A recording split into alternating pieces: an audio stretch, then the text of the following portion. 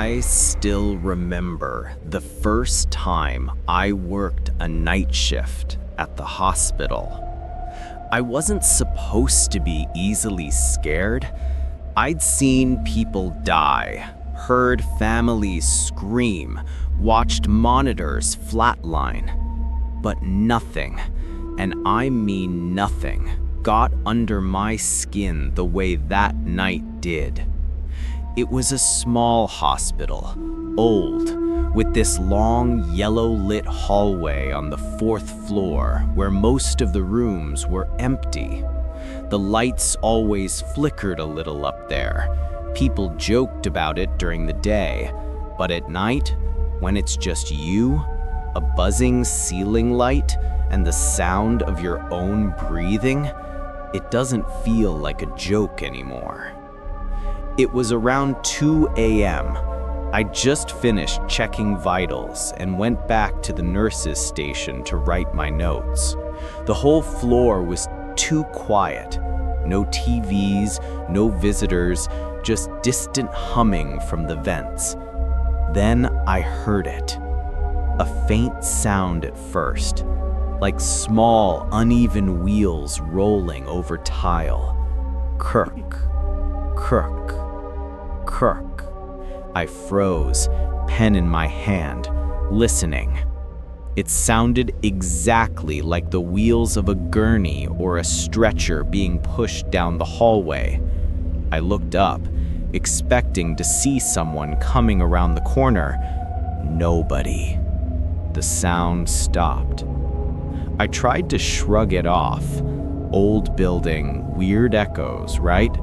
I went back to writing, and maybe 2 or 3 minutes later, it started again. Creak, creak, creak. This time closer, slower, like someone was taking their time, dragging something heavy. I stood up and walked out to the hallway.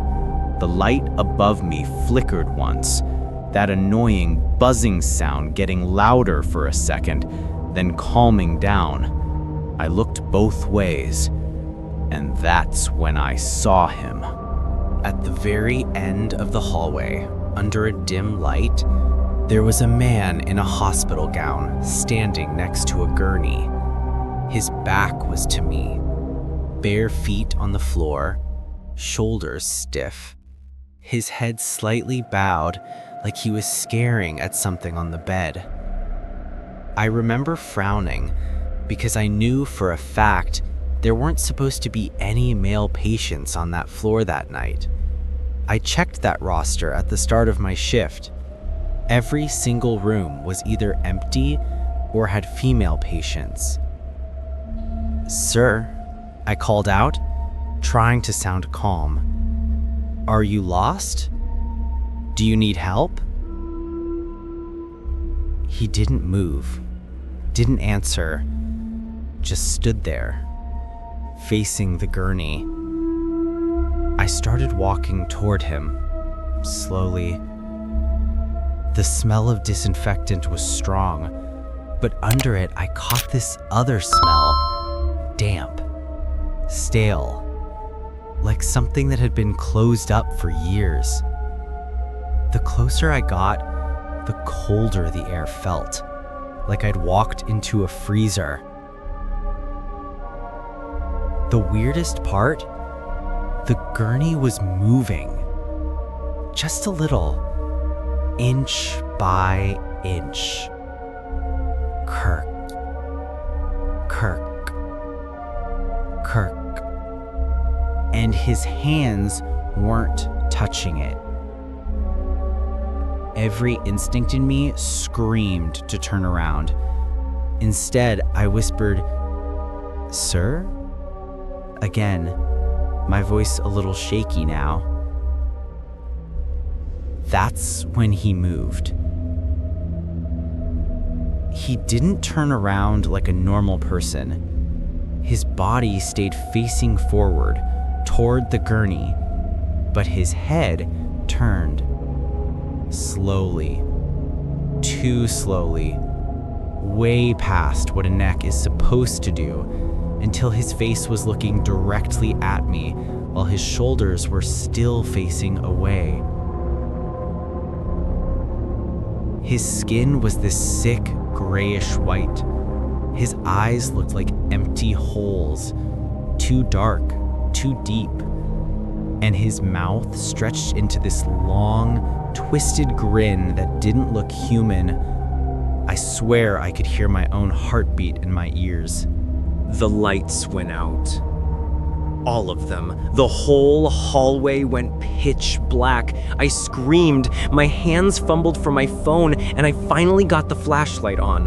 The light hit the walls, the floor, the doors. The hallway was empty. No man. No gurney. No sound. I stood there shaking until the emergency lights kicked in and the regular lights blinked back to life. It was like nothing had ever been there. The next morning, when my shift ended, I told one of the older nurses what happened. I expected her to laugh at me. She didn't. She just stared at me for a second and said quietly, "There used to be a male patient on that floor years ago. He died on a gurney in that hallway while they were rushing him down to surgery. People on nights still hear the wheels sometimes." I switched off nights a few weeks later, but even now, sometimes, when the house is quiet and I close my eyes, I swear I can still hear it.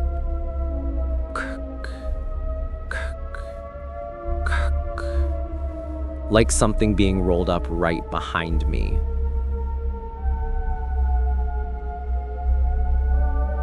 The second story didn't happen to me, but to a friend of mine named Chris. He used to work security at a big box store that stayed open 24 hours. You know the kind of place. Bright lights, cheap coffee, tired employees buying snacks at 3 a.m. Most nights were boring for him. He'd walk the aisles, check the back rooms, stare at the cameras. The real weirdos usually came in around midnight and left by 2. This night, though, the store was almost empty. Just a cashier up front, one stock guy in the back, and Chris in the security office watching the monitors. He told me it started with the motion alert. One of the cameras pinged, motion detected, in aisle 17. That aisle was in the middle of the store, the one with cleaning supplies. At that hour, nobody was supposed to be there. No employees were restocking that section, and he hadn't seen any customers walk that way. Chris leaned forward, squinting at the screen. At first, he didn't see anything. Just a long, empty aisle, bottles lined up neatly, the bright overhead lights humming like always. Then one of the bottles moved. Not much, just slid an inch to the side, like someone had nudged it with a fingertip. Chris thought, okay, maybe it was a vibration, air conditioning, whatever. Then another bottle moved. Then another. One after the other down the shelf, like something invisible was brushing by them as it passed. He told me his skin broke out in goosebumps. He switched to the camera in the next aisle. Nothing. Came back to aisle 17. And there she was, a little girl. She was standing halfway down the aisle, facing the shelves. Long hair, a simple dress that looked a little out of place, like something from a different decade. Bare feet. Her head was tilted slightly, like she was reading the labels. Chris grabbed his radio. "Hey, you guys see a little girl come in?" The cashier up front said no. The stock guy said no. There hadn't been any kids in the store for hours. He watched the screen. The girl didn't move, didn't turn, just stood there. "Ma'am?" he said out loud, even though she couldn't hear him. He grabs his flashlight and headed out of the office. He walked fast through the store, his boots sounding loud on the floor. When he turned into aisle 17, it was empty. No girl. Nothing out of place. He swept his flashlight up and down the aisle, then checked the next one, and the next. Nobody. He asked the cashier again if any kids had come in. "Dude, it's 3 a.m. Who's bringing their kid in here right now?" Chris went back to the security office, a little rattled but trying to joke it off. He rewound the footage a couple minutes and hit play. At first, it was exactly what he'd seen before. The bottles, the empty aisle, the girl. Only this time, he noticed something else. No shadow. Everything else in the frame had a shadow. The carts at the end of the aisle, the edge of the shelves, even a strayed piece of trash on the floor. But the girl? Nothing. The light hit her, but there was no shadow, no shape cast on the floor, like she wasn't really there. Chris told me he actually said, "Nope," out loud. He paused the video and leaned closer. That's when she turned. On the screen, the girl slowly turned away from the shelves and looked straight into the camera. Her face was wrong, too pale. The eyes were just slightly too big, too dark, like something had stretched them. She smiled, but the smile was empty, like she was imitating what she thought a smile was supposed to look like. And then the feed glitched. Static. Black. Then the camera came back, and the aisle was empty again. The timestamp never skipped. It was like the system refused to record what happened next. Chris backed up to look at the other camera angles. The camera from the end of the aisle, the one that should have seen him walk in a few seconds later, was fine. Perfectly normal. He watched himself turn the corner, walk down the aisle, flash his light around. But there was something else. For a split second, as he passed the middle of the aisle, right where she'd been standing, the image warped. His body stretched, his face blurred, his shape thinned out like someone had hit pause and fast forward at the same time. Then, it snapped back to normal. He doesn't work there anymore. When I asked him why he quit, he just said, "I got tired of being the only one who saw things," and changed the subject. The third story is mine again. I was living alone at the time, in a small apartment near the edge of town. Not the nicest neighborhood, but it was cheap, and I worked late, so I didn't spend much time there anyway. One night, I got home around 1:30 a.m. after a late shift. I was exhausted, one of those bone-deep tired feelings where your body feels heavier than it should. I kicked off my shoes, dropped my bag on the floor, and collapsed onto the couch with my phone. The apartment was quiet. Too quiet, really. I usually put something on in the background, TV, music, anything. But that night, I didn't even bother. I just lay there scrolling mindlessly, half asleep. That's when I heard it. A soft, deliberate knock. Not on the front door, on the wall. 3 slow knocks, right behind where my head was resting. I froze, my heart suddenly racing. I told myself it was the pipes, or maybe the neighbor, but my neighbors never made noise that late. They were an older couple who went to bed by 10 o'clock. I waited. Nothing. A few minutes later, just as I was starting to relax, it happened again. 3 knocks. Same spot, same rhythm. Not too loud, but clear enough that I couldn't pretend I imagined it. I sat up this time. "Hello?" I said, feeling ridiculous. No answer. I walked over to the wall and put my ear against it. Silence. No TV, no talking, no movement. Just the faint hum of the building. I knocked back. 3 times, same rhythm. I listened. For a long moment, nothing. Then from somewhere inside the wall, like it was deeper than the surface, I heard 3 knocks back. I jerked away. Every hair on my body stood up. I ended up sleeping with the TV on that night. I told myself I'd ask the neighbors about it in the morning. I didn't.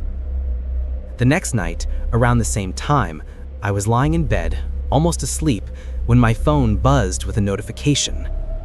I rolled over, grabbed it, and that's when I noticed something. My bedroom door was slightly open. I always closed it. Always. It's a habit I've had since I was a kid.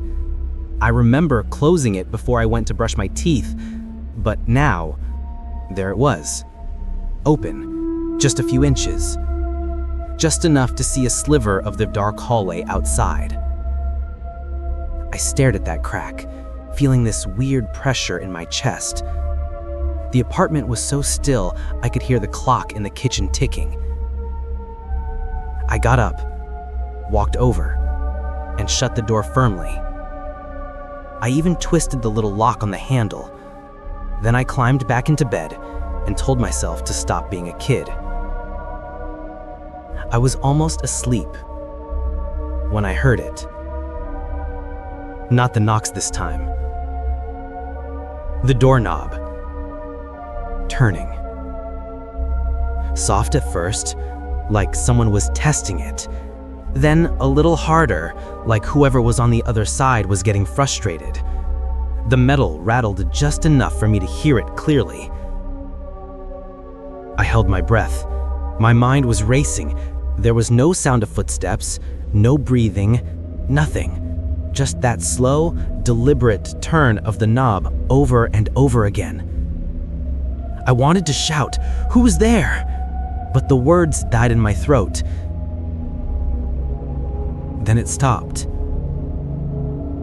The silence that followed was worse. I lay there, staring at the door, my eyes burning, every muscle tense. I must have stayed like that for 20 minutes, waiting for something else to happen. Nothing did. Eventually, I told myself it had to be the lock not sitting right, or the building settling, or any other excuse I could come up with. Somehow, I fell asleep. In the morning, with sunlight coming through the curtains, I felt stupid. Everything seems less scary in daylight. I got up, walked to the door, and put my hand on the knob to open it. It turned easily, because it was already unlocked. I know I locked it. I remember the little click. I remember how careful I was. But sometime between me locking it and the doorknob rattling in the dark, it had been unlocked from the other side. I moved out a month later. I told my friends it was because of the rent, or the location, or the neighbors, but the truth is simpler. When you live alone, you tell yourself you're safe because it's just you, 4 walls and a locked door. But once you hear someone or something answer your knock from inside the wall, once you hear your locked bedroom door trying to open in the middle of the night, you stop trusting walls. And you stop trusting locks. And sometimes, no matter how bright the lights are, you never really feel alone again.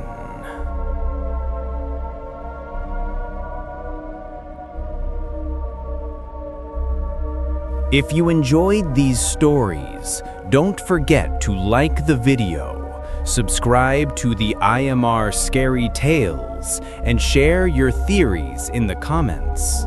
And if you want more terrifying true experiences, stay tuned. There's much more coming.